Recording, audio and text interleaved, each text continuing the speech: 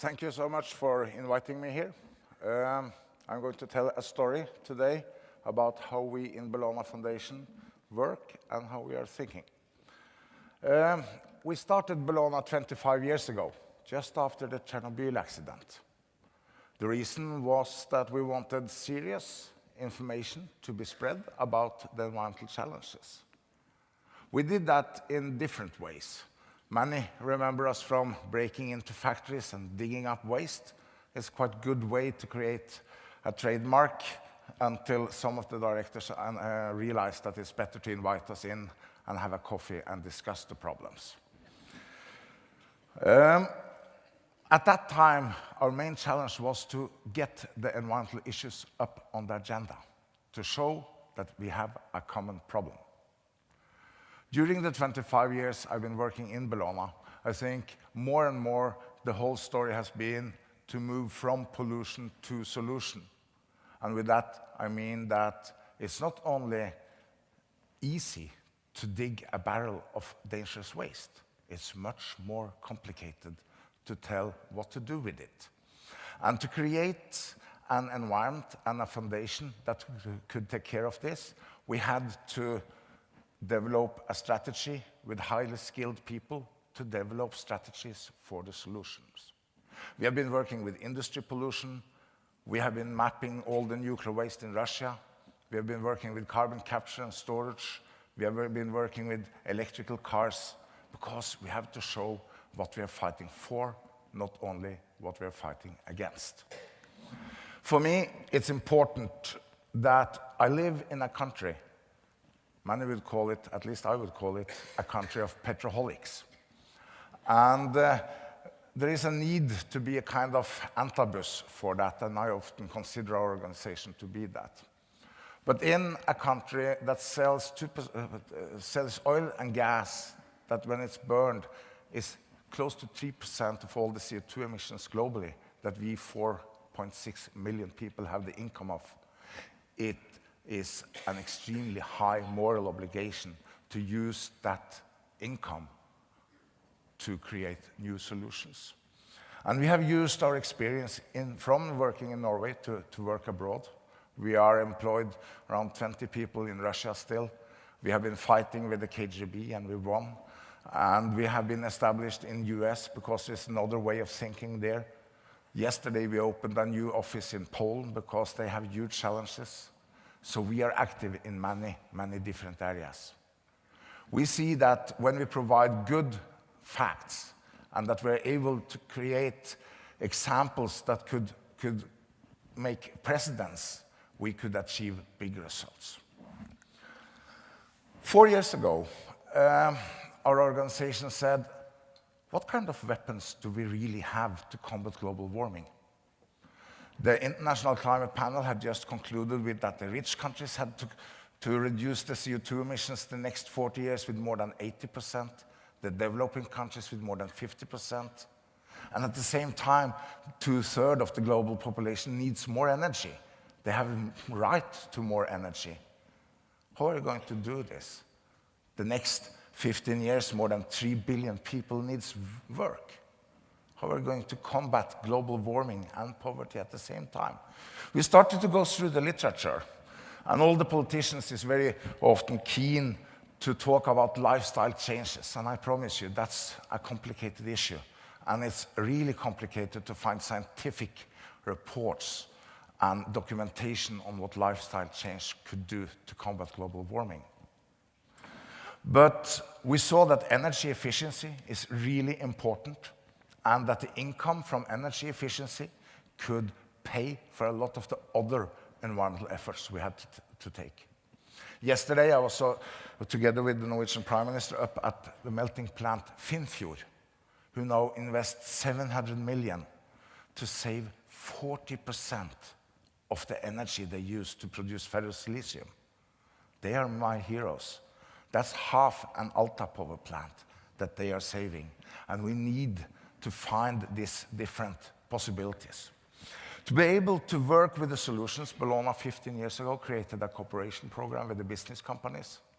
The reason was that if we only should let the bureaucrats and the politicians decide what kind of incitments and framework we should do business under, we know that there will be one thing, and that's taxes.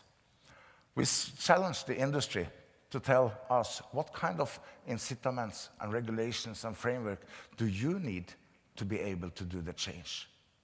Because they are having both the problem and the solution. You see the blue part, renewables, and this is 4 years old. I'm happy to tell that if we could make a new scenario now, we had to update that part, especially solar has become much cheaper, but also wind and other things could provide more of the solutions. I've been working with carbon capture and storage for a long time to capture the CO2 from the 6,000 big power plants that emits more than 60% of the global CO2 emissions is necessary, in my opinion. We could not catch it from everyone, but there is a huge potential. And we started to work with that back in '94, and everyone laughed at us, but that's also creating a good environment, so that's not so dangerous. Today, I'm very proud that we have got the European Commission with us in the biggest program for developing new technologies ever. They have set aside around 90 billion crowns to, within 2015, build 6 to 8 large-scale demonstration projects to get the learning curve and to get the price down. But what we also saw in our scenario was that if we could combine bioenergy with CCS, we could create a value chain that could be an extra insurance if some of the more extreme climate scientist was right, or if he was late in combating global warming. Because bioenergy is in principle carbon neutral. If you could capture CO2 from biomass, we removed CO2 out from the cycle. It would be nice to have a power plant run on bioenergy where I could charge my electrical car. And if that plant was provided with carbon capture and storage, each time I charged my car, I removed some CO2 from the atmosphere. I think that's a good solution. But again, we had big problems in finding good scientific material on what bio could do to combat global warming. Some reports said 3-4% of the weapons we had. Other reports said maybe 30%. We were very confused and decided to dig into this issue. And what I'm now going to tell is some of the conclusions from what we learned when we made the scenario how to combat global warming. Because that was not a report preventing all the answers. It was a report that enabled Bellona to ask the new right questions. What we saw was that bio was not only conflicting with food production, but more than anything else, if we should provide enough biomass to feed a growing population and at the same time use bio as an energy storage and source, we had to look into what we could do to provide biomass with seawater. And very few other has looked into that possibilities. So we started to look, what kind of different options do we have? And we've met some people during this work that was really out of the box or out of the silo. I met Michael Paulin at a conference that Google arranged in London. And I was deeply fascinated about his story. And through him, and he's an expert in biomimicry, and tell you a little bit about that later on. But through him, I met Bill Watts, a fantastic engineer, and Charlie Payton, who has developed what we call seawater greenhouse, which is also part of the following story. We created together a project that was called the Sahara Forest Project. And we needed advice because we understood this is not a project that could go forward with aid and philanthropy alone. Yes, we need that as a startup, but the only way to create the future solutions is to go green by black numbers. So we were very lucky to get Leif Askvik, Elisabeth Grieg, and Ingrid Stange on our advisory board. We also, until a month ago, had Louise Quom on the advisory board, but she had to leave us because she is now advising Hillary Clinton on international health issues, so she is doing probably an even more important job there. We together has developed a strategy, and our little hero is this guy. That's the Namibian fog basket desert beetle. And how could that survive in some of the hottest areas on the globe? It uses the difference between the temperature during day and night. During the day, this little beetle digs down his body under the sand, and when it's cold in the night, he goes up and takes with him the heat. And through a strange construction on his wings, he's collecting water during the night because it's condensating. And before the sunset, he flips his wing, the water flows into his mouth, and he digs down again. It's not a high-quality life, but it's very practical if you live in the desert. And from this little beetle, we have taken the concept further. What we have done is that we have said, what do we have enough of? We have enough seawater, we have enough carbon dioxide, we have enough nutrients, and we have enough sun. What do we need more of? We need more vegetation, fresh water, and biofuel, and electricity and food. And what we have created is a synergy between different energy technologies. I used to say that if you look at the increase in efficiency within knowledge we have got the last 20 years because of faster internet, faster computers, the next step is how we get people to work together to handle all the enormous amount of information this creates. If the internet goes faster, it doesn't mean so much. I don't learn more if the video goes faster. I think it's the same thing for renewable energy technologies. We have to see how we could get these different technologies to work together. When we are making new strategies, it's important to not do the same mistakes as before. And through a strategy process, we have established the wording restorative use of resources and restorative growth. And I will explain you what we are doing to achieve these goals. One of the technologies we are working on is what we call a seawater greenhouse. We bring in seawater into the desert. We take this seawater into this greenhouse where we have developed cheap technology with the cardboard to evaporate the water. And then when you have a cold element in the desert, you could also condensate out fresh water. Very much of the freshwater production globally is heavily troubled by the problem of emission brine with seawater with a high salt content. The Arabic Gulf contains now 6% salt in the water instead of 3.5%. They cannot continue with this. We dry our salt completely dry and doesn't have this problem. We cool the greenhouse with around 15 degrees, and we condensate out around 20% of the fresh water. The rest goes out behind the greenhouse as humid air. This is from a test center in one of the hottest places on earth, in Oman. And without using any of the fresh water we have produced inside the greenhouse, but because of the humid air coming outside, it looks like this a couple of years after. One of the big plans of supplying the globe with energy is concentrated solar and photovoltaic.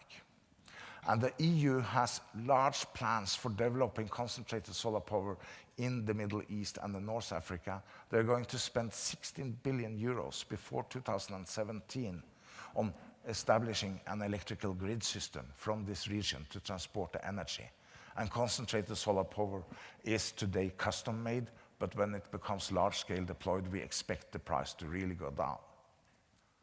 It's only one problem. These installations needs cooling. And we cannot empty North Africa of fresh water to supply Europe with electricity. That's a bad idea.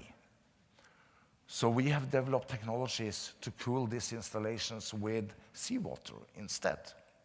And that increase the electricity production compared with air cooling with around 10%, and it also reduced the investment cost with 10%. So we are making a game changer here. Then these guys are providing a lot of waste heat, which we could use to evaporate more water. And to get these two technologies to work together creates maybe a good economic for both of them. I also would like to say that if we have bioenergy, we could produce biogas and we could run the turbines in the concentrated solar power plant during the nighttime, so we could have a base load of electricity and not only electricity production during the day. And when we produce biogas, we get a residue. We could use that for fertilizing, so on. In our studies, we concluded with that Jordan was a very interesting location to best build a test facility. It's very dry air all the way out to the coast because it's northern wind directions. It's quite good political condition for us to work there. And it's only 3 other countries in the world that is more poor on fresh water than Jordan. They really need fresh water in the Middle East. So we started to design and negotiate with the Jordanian government. I like what they had there. They had their own minister for mega projects. It fits me. So we have now negotiated and we have got a large area inside Aqaba made available for us from the Jordanian government to build a test center, where we're going to bring seawater in, where we're going to pump it with photovoltaic. We're going to build greenhouses, but we have also developed some other interesting evaporation and condensation technologies. We are going to use the greenhouses, and the good thing is, and they are built already in Australia, they are producing tomatoes, and we use close to nothing of pesticides because we are scrubbing the air the way we are doing it. We are going to grow algae here. It's the fastest growing organism on Earth. We are going to grow food, and one other plant that I like a lot is halophytes. Look out for halophytes. They can grow in 7% seawater and could be a very important source of energy in the future. For us, we see that we could create a large area in the Jordan Valley green. And if we manage to succeed with this project, we could move further inland, go up to the highest level is 230 meters, and then it's 600 meters down to the Dead Sea. That is shrinking a meter a year because someone is stealing the fresh water coming in there. If I could evaporate a lot of water, I could really build a big hydropower plant by this effect. In Egypt, you have Qattara Depression. It's large areas on the seawater level without any pumping cost for seawater. So for us to gain the experience on how we could put these different technologies together is the first step. And I think it's really important to understand that when you have wind or solar, you need large electricity systems, but you could also be able to store the energy in biomass, in food and energy, and be able to do trading products. Some of it will be used to produce biogas locally, so we could run the turbines during the night, get the CO2 to feed the algae because the growth is going 5 times up then, and get the residue to fertilize the desert. Other parts of the biomass could be used to do co-firing with carbon capture and storage. And I'm very happy that the European Commission has asked Bellona now to run a task force on bio-CCS. I'm vice-chairing the CCS platform in the European Union for carbon capture and storage, and I'm also board of the technology platform for biofuel, but to see how we could combine these two things. really could create an extra option. For us, it's also important to see that we could grow fish. We would like to grow shrimp because their waste could be good food for the algae. In the seawater, we have, for example, a lot of lithium. Lithium we need to all the electrical cars, and we are going to do enlightened chemistry. For us, this is the vision. It's not Silicon Valley, but it's Jordan Valley. To give an example of what a large-scale facility could do, if we could get access, and it's a very interesting political situation in the Middle East, to, for example, the Qatar Depression, we could produce 27,000 gigawatt hours. We could produce 72 million tons of food, 1 billion cubic meter of fresh water by employing 1.8 million people. It's quite large scale. But the amount of CO2 we could bind in the biomass is enormous. And very few things I have seen could be more efficient when it comes to combating global warming, produce fresh water, produce electricity, do revegetation, and produce the new solutions. This is another scheme on the test center that we would like to build. That's the second stage. And such a facility, 155 gigawatt, and it's 50 hectares of greenhouse. That's not enormous. And 50 megawatt of concentrated solar power would be 155 gigawatt hours netto, 34,000 tons of food, 400,000 cubic meter of water, with 800 people employed. And I think we need to find the energy strategies where we don't invest in a lot of steel and concrete and nuclear reactors in earthquake zones, but where we do the investments in employment to produce energy, fresh water, and capture CO2. For me, this is a vision that has been out of the box. It solves a lot of the problems. In the future, we need to look at this kind of solutions. I'm sure that we will have only one chance to realize this. We're making it profitable. And that is what we are going to do now the next year. We're going to do a large study, or in fact 3 large studies, one for the test facility here, one for a larger scale, because the Jordanian government would like to take seawater all the way to the Dead Sea. And what kind of extra values could a project like this create? So the first step will be to build a 4 hectare of these greenhouses and build the experience we need. But we are going to move fast because we are extremely late in combating global warming already.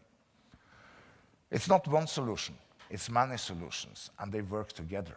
And that is the future. It's how we need to get the technologies to work, and it's how we people have to act. To be able to be a part of this project for Bellona Foundation is a privilege. It's inspiring me, and I know what to do the next 25 years. Because the most important things with what we are doing is that engagement helps. If you fight, you could create results. Thank you.